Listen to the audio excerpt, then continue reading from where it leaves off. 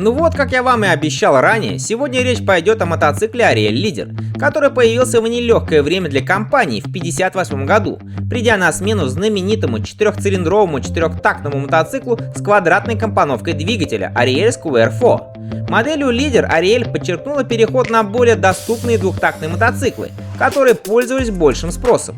Однако, чтобы выделиться среди остальных, было решено сделать сумасшедший дизайн и сразить всех наповал.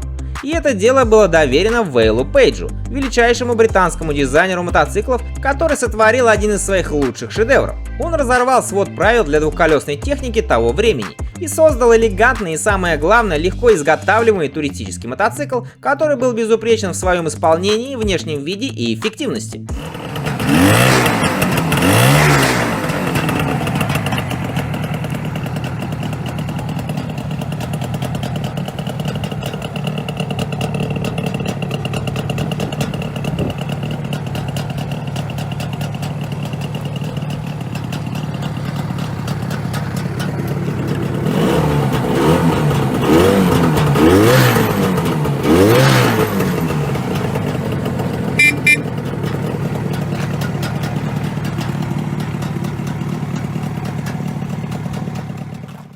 Если бы японцы запустили Ariel Leader сейчас с современным четырехтактным двигателем, то его дизайн считался бы потрясающим, креативным и радикальным. Однако в 1954 году, когда Вейл Пейдж нарисовал лидера, мотоцикл для всех казался почти научной фантастикой.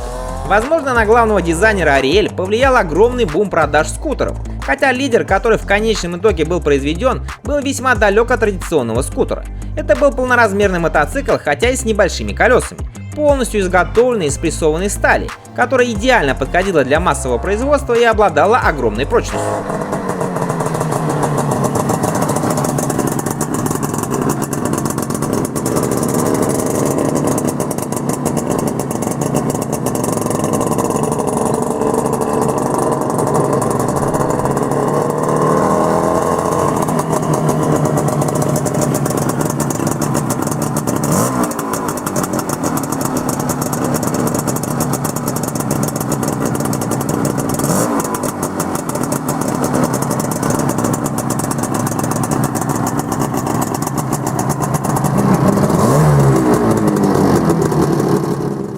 Революционный дизайн Ariel Leader приковывал взгляды не только участников дорожного движения, но и простых прохожих. Кузов был полностью закрыт так, что не было видно практически ни одной рабочей части мотоцикла. Плюс к этому лидер отличался очень большим ветровым стеклом, которое не только защищало полностью водителя от встречного потока и дождя, но и закрывало рукоятки руля. Помимо этого имелись и защитные щитки для ног, а сзади по бокам крепились два кофра, куда помещалось довольно много барахла. Также еще одно багажное отделение имелось в фальшбаке. Сам топливный бак был спрятан внутри цельной конструкции мотоцикла, и доступ к нему осуществлялся путем подъема откидного двойного сидения. Однако, видимо, из-за нехватки места в этой конструкции, бак имеет объем всего 9 литров.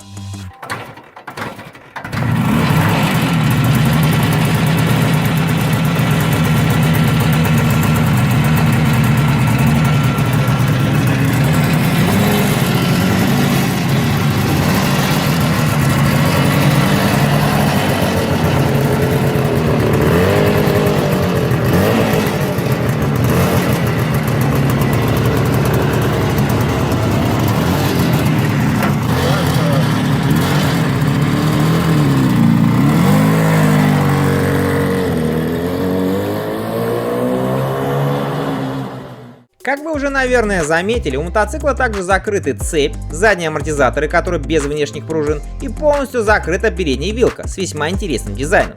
Несмотря на всю громоздкость мотоцикла, управлялся лидер весьма неплохо. Данный факт удивлял многие мотоиздания на тестах, которыми также была отмечена инновационная ручная регулировка наклона фары. Поначалу, предлагая комфорт скутера с производительностью мотоцикла, Ariel Leader продавался очень хорошо у себя на родине и в 1959 году получил премию «Мотоцикл года». Однако крахом оказался вывод его на громадный американский рынок, где лидер выглядел очень странно, и его практичность со всепогодными возможностями были не поняты, так как богатые американцы рассматривали мотоцикл как транспорт чисто для развлечения в летний период и только по суху. Также в это время начали наступать более производительные и надежные японцы, Поэтому для удешевления своей продукции Ariel выпускает в 1959 году и голую версию лидера Ariel Aero.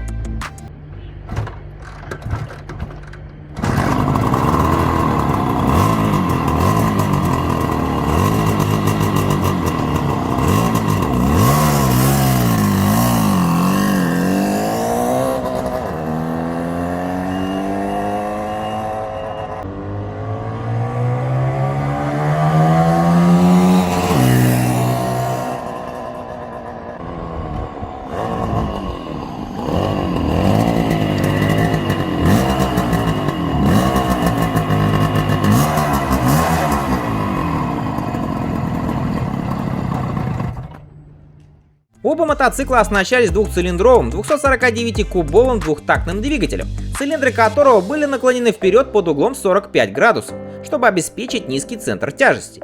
Он подвешивался к центральной балке рамы. Силовая установка выдавала 16 лошадиных сил максимальной мощности и разгоняла мотоциклы до максимальной скорости в 110 и 120 км в час, что было весьма неплохо по тем временам. При этом средний заявленный расход топлива составлял 3,5 литра на 100 км пути. Однако, как и большинство производителей, Ariel не выдержала натиска от страны восходящего солнца, которая начала заполнять весь мир своей качественной и более дешевой продукцией. И в 1965 году производство мотоциклов на заводе было прекращено.